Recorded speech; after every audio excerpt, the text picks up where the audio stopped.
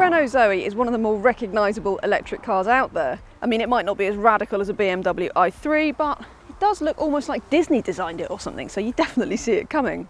Not only that, but it has a real-world range of 160 miles, which is really impressive because that's right up there with a Nissan Leaf. And even more impressive when you think that this is about as cheap as a four-door electric car gets. It's usefully cheaper than most of its rivals. So if you're buying a ZOE, then the first decision to make is which of the two pure electric engines you would like. There's the option of a Q90 quick charge or an R110. The thing that's going to sway this decision is whether you do a lot of long distance journeys. If you do, the quick charge might well be the better option because find a fast charger at a motorway services and the Q90 quick charge will charge up to 80% in about an hour and 9 minutes. However, if you go for the R110, then it'll take about half an hour longer than that. Honestly, an hour's charge is going to make any motorway journey really inconvenient anyway, so we'd stick to the R110. It's actually cheaper to buy, a little bit faster, and it's just best to think of the ZOE as a short to mid-distance car anyway.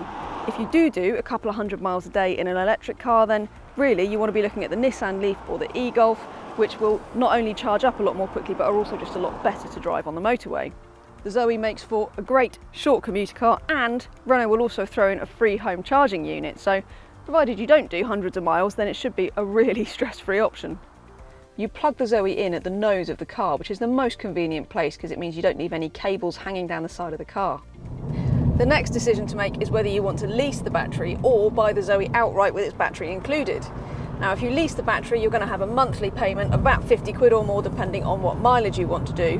However, it does bring the on-the-road price down so much that it's way cheaper than rivals like the Nissan Leaf, and if you're buying the car outright, then the appeal of that is very obvious.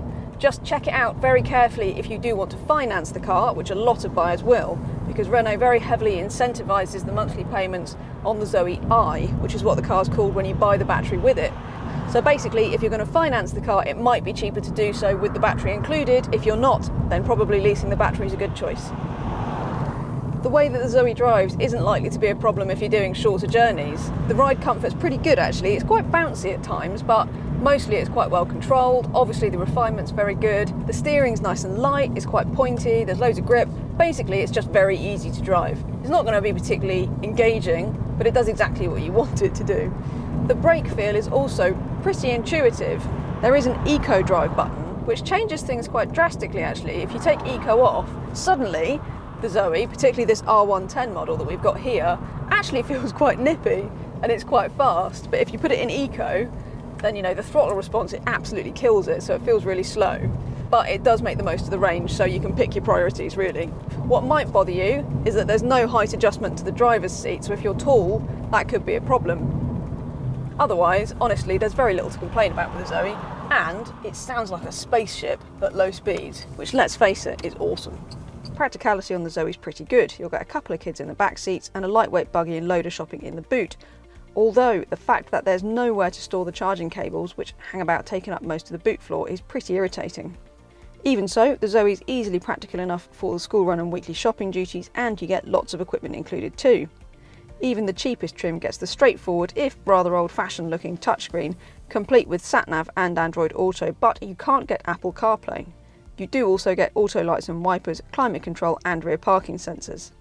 The real selling point of the ZOE is how cheap it is and how flexible the buying options are.